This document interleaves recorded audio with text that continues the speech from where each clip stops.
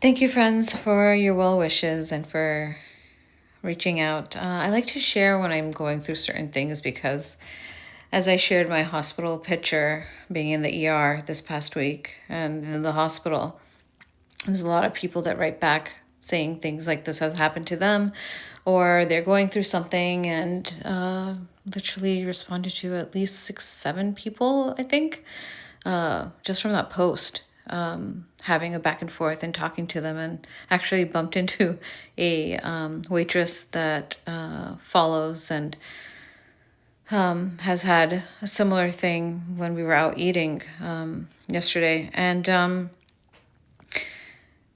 I was at the ER and was there for about 5 hours or so. And I do my research. I've been through a lot of health issues for a very long time, very long time. And I'm someone that's been in the medical healthcare field for a long time. I'm a very research-based, data-driven person.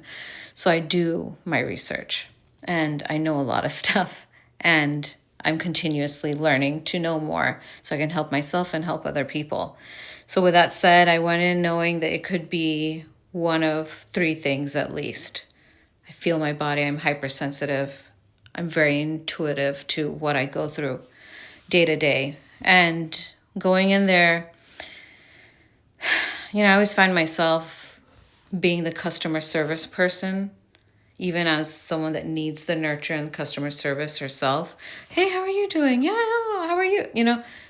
Okay, I need that in return when I'm the patient, and I need to receive that. So that was slightly lacking, depending on the person, the staff.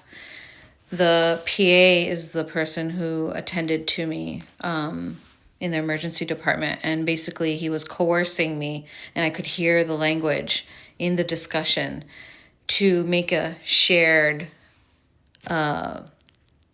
decision. And this is a new lingo from when I was practicing and stuff that I haven't heard. Oh yeah, I'm glad we made a shared decision. Well, let's make a shared decision. I want you to think about this. There's these many people ahead of you at the ultrasound, and if we do the ultrasound, we're only going to be looking at this one thing, and we don't look at breast. We don't have a specialist. And I'm just thinking, and I'm telling him, I come here for all my breast MRIs and ultrasounds, literally get sent here from my oncologist.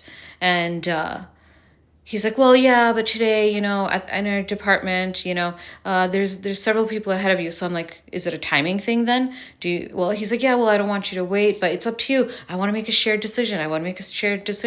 We can't really do much for you because we don't have the facility to have an ultrasound and to really see what's going on. And we're going to send you outpatient anyways. And they're the ones who have to do this. And I'm like, well, they don't have the facility. They send me here. That's why I'm here. I've tried to get in touch with them. Anyways, long story short, with this back and forth for 5 hours.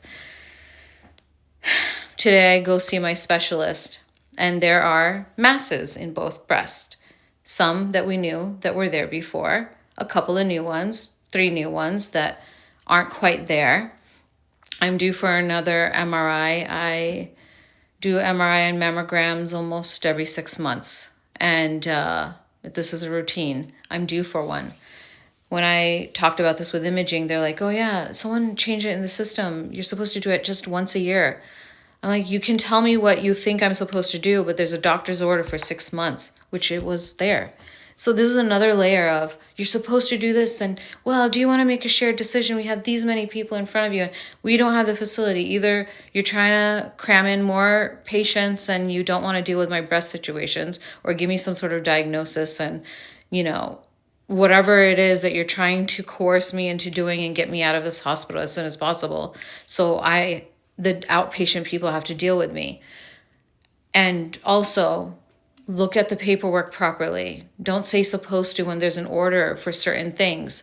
And that's what's supposed to be done. So this is just an example of what, in one of my illnesses that I have to go through, and a lot of women go through, a lot of people go through in a lot of healthcare systems. And not to say, I have some really amazing specialists and doctors. I was counting to Sanjay today. I'm like, I have 8 providers at least with different I have to see a cardiologist, I have to see a GI person, my OBGYN, I have my physician, I have my breast specialist, oncologist, and so on. So imagine what my month is like every single day. And then when something flares up, something happens, I usually just deal with it, put a smile on my face, rest at home, or have some sort of remedy that I know gets me by. But then when it's really, really severe, and I only go when it's really severe and I've lost my threshold, and my threshold, man, it's not a normal winky dinky, like I have a very, very, very high tolerance to pain. So if I'm telling you I'm in pain, I'm in a lot of pain, and I'm crying in the inside, and I'm staying strong on the outside. And then at moments I'm crying on the outside when no one's looking.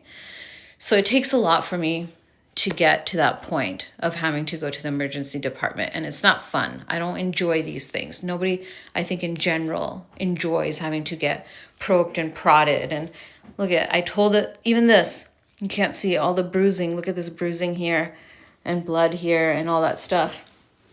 Those are like 3-4 different spots. I told her before she started, like I do, and I have for the last 30 years of my life, I have very small veins. Use a butterfly needle. She's like, oh no, I've got it. I'll get, okay, put your pride aside. Put your pride aside. She didn't get it. And she was in there for a few minutes. Meanwhile, I'm like, let's add it on pain. I told her, but now I have to deal with this. I have to deal with this. This. And it's just a lot. With all that put aside today, when I go to my specialist, she was really upset about it. There were actual things, even though the ERPA dismissed it and didn't want to do a simple ultrasound. The most basic thing ever. Even if you don't have someone there that's highly specialized in it, you can at least take the imaging and you can send it to the specialist. So learn these things, advocate for yourself. I really advocate for myself, and I still go through this. And now I have to do an urgent MRI, and I'll have my mammogram coming up and all these other tests that I have to do as usual. And you keep moving on. So just a little, I don't know, sharing this. I always share my stories because I know people relate. I know we can be there for each other. The more we share, the more information we get. The more information we get, the more knowledge and power we have. Information is power. Knowledge is power, always. And within this, whether you relate or not, whether you're going through it or not, it's support. So being there for each other feels better when someone's like, you don't have to say anything. I get it. I know. And then sometimes there's even more support in, I don't know. I've never gone through this. I don't know anyone who has, but I can't imagine. And let's go watch a movie. Let's go to dinner one day. Or, hey, let me FaceTime you. That support. Anything is support. A little message, which I've got a lot from you. And I got a couple of FaceTimes, and it's nice. It's nice to get that throughout the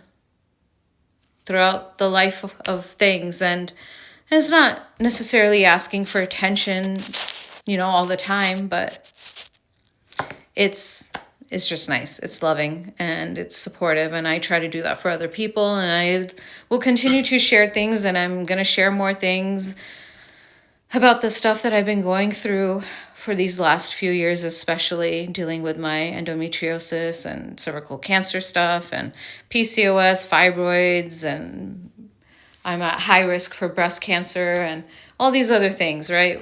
And it's not just that. Work, life, relationships, love, whatever it is. Pet care, who knows? Food, I just want to eat sometimes and I want to have a good meal. But yeah, I just wanted to say thank you to everyone and just kind of share this backstory because I know a lot of people relate, and anyone in healthcare. I know it's really hard. I worked in the mental health field for almost 20 years or so, and now I'm a life coach, and I've always continued that. So 20 plus years of doing it, and I will never get jaded. Never. And I've always made a conscious effort to catch myself if I ever talked a certain way or thought a certain way, because every person is unique and needs love and care, and we can be there for each other. And when you feel fatigued yourself, find your home environment, your personal environment, flourish in that. Find some positivity so you can recharge and come and help other people. And for those of you who already do that, thank you so much for your kindness and your smiles and your love. It goes such a long way. So yeah,